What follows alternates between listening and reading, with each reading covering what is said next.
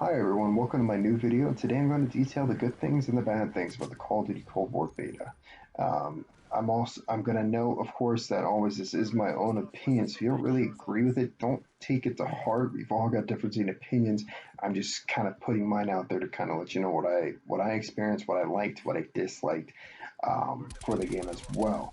Of course, I'm going to start with the good things first, start off on a high note, and then go to the not so good things. Towards the end of the video, of course, I'm going to give kind of an overview of the game as well for it. Now, I roughly put in about 10 hours into the beta, um, kind of getting a feel for the weapons, kind of getting experiencing the maps, and overall just kind of getting a good feel for the game, especially with the current state that it's in. Now, pretty much without further ado, of course, I'm going to start with the good. Now, the first good thing, it's kind of my personal favorite out of the whole beta experience, was the weapons. And I really do love seeing these classic weapons return on Call of Duty. Of course, they're renamed, but to see the Commando, the SPAS 12, the Mini Uzi L96, with the Mini Uzi, of course, being a lot better performing than it was in Black Ops 1, it was not only great to see them, but most of the weapons that I played with, or most of the weapons in the game that I used, handled really well and got a decent amount of damage to them, which was nice to see. The nice good thing, of course, the kill streaks do really seem to be strong in this game. I'm overall happy with all of them. Not really too many I could pick out, like, well, that shouldn't be in here, or, you know, they could tweak this. Pretty much anything that kills in this game does really well. The only thing I wasn't like a huge fan of the kill streaks is that, especially in the earlier stages of the beta, the UAV spam was a little atrocious for it, but it's a little bit more balanced out now, but it's still kind of got some UAV spam for it, but not as bad as it originally was. One of the things I really do like about the beta, well, as of right now, is that, or the game is that as of right now, you can choose any operative and you'll play as them either on either side until you change it, which is a nice change of pace compared to Modern Warfare 2019, where if you had to choose one on one side, choose one on the other, but if you had one that you preferred most out of the two, you kind of were just hoping that you got them most of the time. I was not fortunate enough in the game to do that. I never really had one to where, or like my favorite one out of the game was Mara and Ghost, but most of the time I would end up playing on the other side, and I really didn't have anybody. I just put on Kruger, and I didn't really care for that or care too much for the outfits on that side. That's why I kind of lean more towards Mara or Ghost. This was a nice change of pace compared to that game or to Modern Warfare 2019. I am glad to see that it was changed currently, at least in this game. We'll have to wait till full launch to see if it changes. The last good thing, or positive good thing I'm going to mention, of course, my first 5 matches I played in this beta were very good. They were fantastic. They're pretty much overall probably one of the best first person shooter games I've played in the longest time. It's been years since I actually got on to Call of Duty or any other first FPS and was like, damn, this is really fun. I'm hooked for it, which was a really nice kind of differencing thing compared to previous years. Consistently, I was of course dropping to 30 to 40 kills, um, averaging about 5 to 10. The most I think I dropped at least in this first 5 games was 15 deaths, but it was overall a fun experience for it. I've got one that's in the middle where it's a good, but it's also a bad. That of course being the match floating is back, which is nice to see. The problem is that, or one that I ran into personally, was that if I were to join a game, we play that game, I leave that game, it will immediately put you, or it will put you into a different lobby. So you're not in the same lobby that you were in before. So I had numerous instances where I would literally just finish a game. I'd be waiting for it to load up my little stat sheet, all that, and it would say, of course, reconnecting to lobby. But then I would be getting put into one that's already either A, had its vote done and was loading in with like maybe 5 seconds left before it puts you in. So I don't really have much time to mess with my creative class before then. Or one of the things that it would do is that it would throw me immediately in the game where I didn't see the game mode, I wouldn't see the map, and I would have to find out until as it was loading in. I was pretty annoying on my end, but I am glad to see that the map voting's back. I think it's should extend a little bit on the lobby time to let you really kind of mess with their classes while having to back out or just being immediately thrown in, and at least get the experience of math voting um, out of it. Now, moving over towards the bad things, and this is going to pair into the last, full-fledged good one, is that where I may have enjoyed my first 5 games, the skill-based matchmaking, fucking hell, it's bad. It is really bad in this fucking game. The first 5 games I played were fantastic. They really kind of made me fall in love with the game and experience. And had I made this video purely off of those first 5 games, this game would be an immediate buy. If even if you were, someone on the teetering edge, it would have been an immediate buy. The video would have been over already at 5 minutes. The problem is the skill-based matchmaking kicked in, and it was a fucking horrible experience. I started not only dropping less kills, getting more deaths, which I'm not one that focuses on KD, but it is something or a pattern that I did notice. I did get a couple good games here and there, but the overall experience with it is that, it just wasn't fun. And one of the main issues we have is that it came out a little while ago. The Activision kind of patented a potential matchmaking or skill-based matchmaking service. We don't really have too much to go on besides this patent where it monitors not only what you're doing in game, but how you act and everything. It places you with players that are similar of that play style. Not much proof, but I can, or at least in terms of if they've implemented it in the game, but I can at least say in my experience that's what it felt like, because my first games I'd have people that moved and then I'd have people that didn't, and after those first 5 games, they were almost, it was like playing myself on steroids. It was fucking crazy.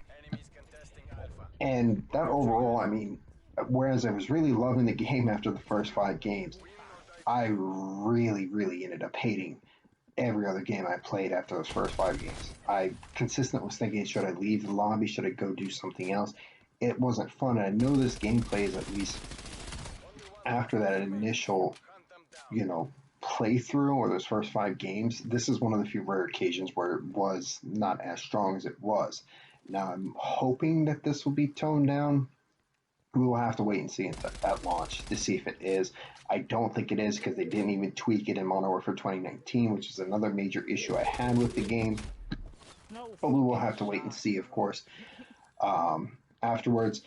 Now, moving in, of course, the second negative is that even though I love the damage the kill streaks do, the kill streaks in this game cost way too much. And this factors in the participation system that it's a little asinine, which I'll explain, especially towards the higher end of streaks.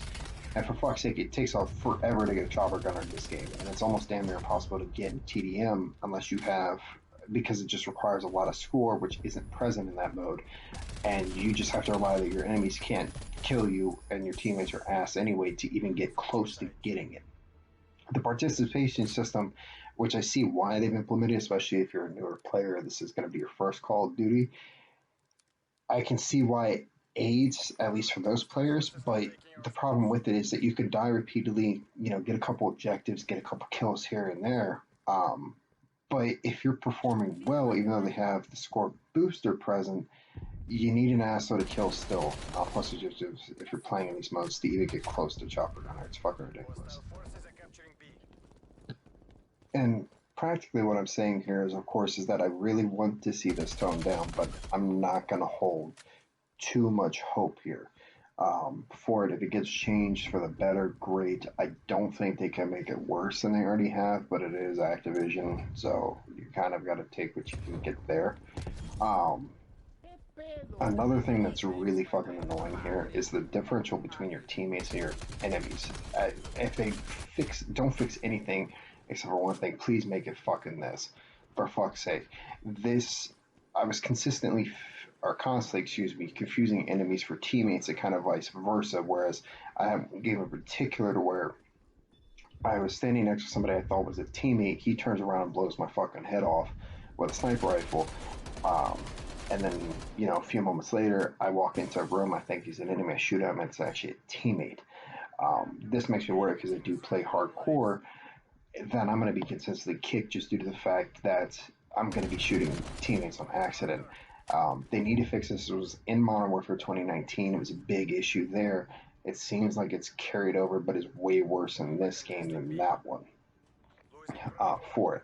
Now, even though skill-based matchmaking in this one is a big one, the next major and pretty much my last one for the negatives, the maps in this game. In the beta, you had Satellite, Moscow, Miami, and Cartel, and I really did enjoy Cartel out of the maps. I thought it played probably the best, albeit for the little grass sections they had in it.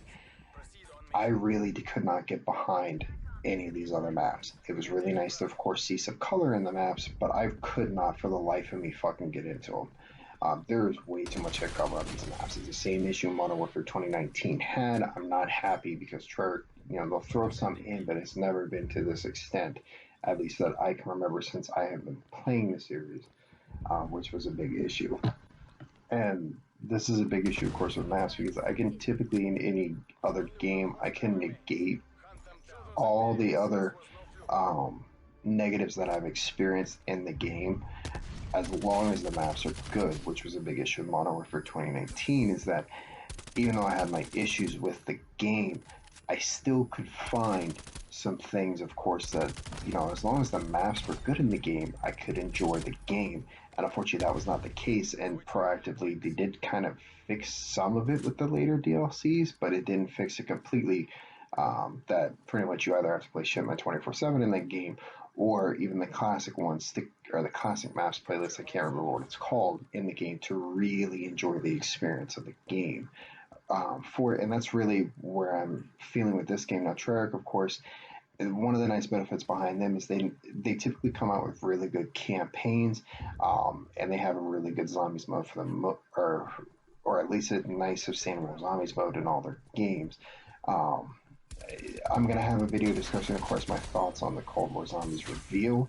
Um, Behind it, but my overall experience with this multiplayer is that it was not what I had thought it would be. I was looking for something that may be a little bit closer to the original Black Ops 1 or something that was even tiered. I wouldn't say Black Ops 2, but I would have even taken, some Black Ops 4, where some aspects of the game did feel like it took from it. It really did not compare to what I would like to have seen the game take the direction it did. Now, what I would say, of course, is that if you're, somebody who plays all the modes, the campaign, the zombies, and Treyarch Call of Duty, and multiplayer you play as well, I would still recommend getting the game purely over the fact that you still have those modes to play. If you are someone who doesn't touch campaign, maybe will play zombies in a blue moon, I would recommend to wait for a sale of the game. Maybe because I think the current gen ones are $60, next gen is $70. I would probably wait until it was $60 or it wasn't $60 on the current gen. I'd say maybe about $40, maybe 50. That way, if you get it, you play the multiplayer. If you haven't played the beta, you can be like, well, if I enjoy it, great. I got it for steal. If I didn't enjoy it, I didn't spend that much money on it. The only thing it really is taken up at that point is really just memory space on your console or PC if you're on those. But I really would not recommend this for somebody who's just multiplayer based, and you can't even throw Warzone into this because it is a free application that you can download to continue playing it. So you don't need the Call of Duty games to play it. Um, Behind it, but I will have a video kind of detailing my thoughts on the zombies mode itself. I didn't want to make this video overly long, but I did want to at least get the good and the bad out. I do know, at least mentioning it, the bad things, they were more major for me. The good ones were, there was personal favorites in there, I think the ones, but most of the negatives were there. The last thing I just wanted to add to this is the sliding mechanic has been hit or miss in the community. I don't care for it in this Call of Duty, but it seems like it's going to be something they're going to keep, and dolphin diving will no longer be something they will add back in as of where we're standing right now. But that's pretty much my overarching feelings on the game. Once again, just to reiterate, this is my own personal thoughts and opinion. Um, but let me hear from you. I want to see, just put down in the comments, what did you really enjoy about the game? What were some things that made you worried about the game? And then I will see you guys in the next video. Thank you so much.